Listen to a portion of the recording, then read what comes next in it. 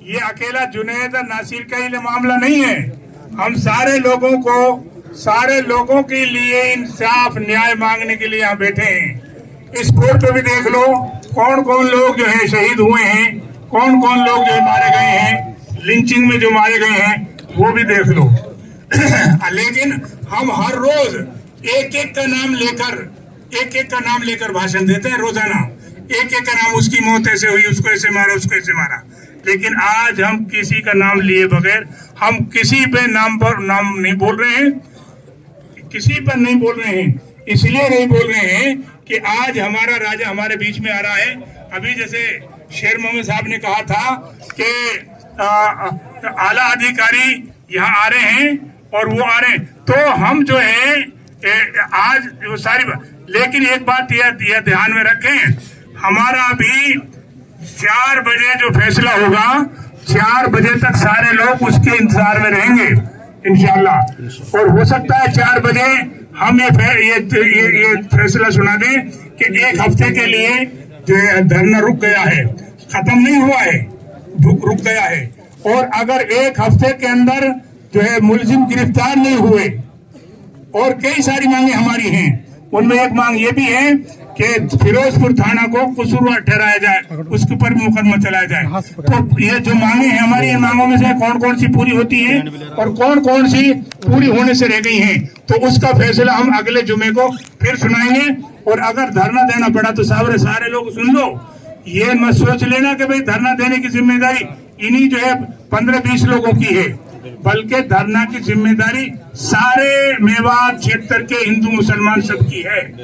सब लोग न्याय के लिए धरना देंगे और अब की बार बड़ी तैयारी के साथ धरना देंगे। और हो सकता है हमारा धरना भरतपुर से लेकर अलवर और अलवर से लेकर दिल्ली और दिल्ली से लेकर जयपुर तक सब जगह शायद हमारे धरने चले। इसकी सारी तैयारियां चल रही हैं, लेकिन अगर इंसाफ मिल जाता है तो फिर हमें कोई चाव थोड़ी है धरना देने का, हमें कोई चाव थोड़ी आंदोलन करने का। अगर ये तो आंदोलन और धरना तो मजबूरी में दिया जाता है, मजबूरी में किया जाता है।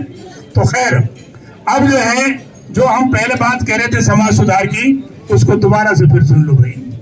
कि देखिए, अभी मोहन सिंह जी ने फरमाया था कि भाई गौ कुशी पे रोक लगनी चाहिए, तो इंशाल्लाह इसके लिए सारे लोग तैयार हैं इंशाल्लाह।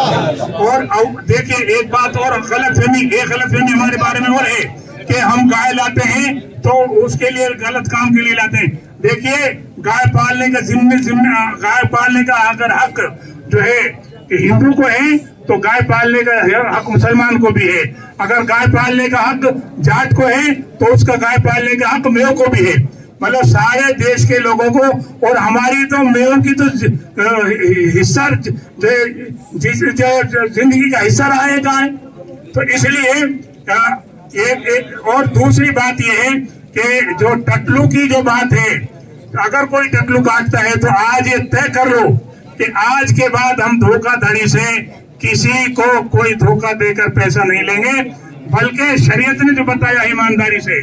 अभी जैसे मैंने पहले कहा था कि अगर किसी को कोई माल पाए, रुपया पाए या जो और कोई माल पाए और वो 3 तोला चांदी के बराबर हो, 3 तोला चांदी के बराबर की रकम या माल या कोई भी चीज पाए तो अव्वल तो उसको उठाए नहीं, और अगर उठा लिया है तो उसको फिर 2 साल तक ढूंढता फिरे उसके मालिक को, और 2 साल तक ढूंढता फिरे। 2 साल के बाद भी अगर उसका मालिक नहीं मिले तो उसको अपने खर्चे में नहीं ले, बल्कि उसको गरीबों में तकसीम कर दे, और गरीबों में तकसीम करने के बाद अगर उसका मालिक मिल गया तो फिर उसको अपनी जेब से उस मालिक को वो माल लौटाए। तो फिर इसी पर एक साहब ने यहाँ कहा था, बल्कि कई साहबों ने कहा था कि भाई वासु बढ़िया थे, उठा भाई मत, है नहीं?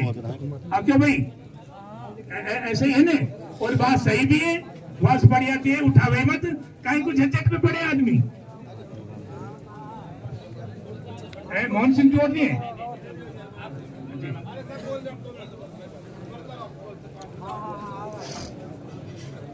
और सुनो, अगर मोहन सिंह गाय पाले है तो हनीफ को भी इजाजत होनी चाहिए गाय पालने की, ठीक है ना।